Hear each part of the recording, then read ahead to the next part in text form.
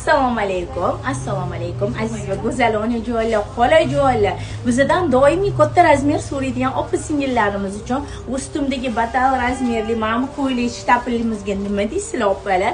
Katta razmer bo'y baland opajonlarimiz uchun ham ketaveradigan shunaqa asalgina shtapilimiz keldi. Cho'ntaklar rabochiy oldilarda shunaqa chiroyli neobichniy tugmachalar bilan bezatilgan. Ketdik opalar, rasvetkalarni yaqinroqdan ko'rsataman.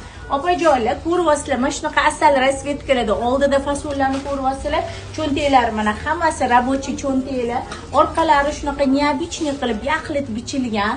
Narxi opajonlar, attiki 180 mingdan. 180 mingdan shunaqa batal razmerda anor gulli bu rasvetkalarni tomosha qilinglar.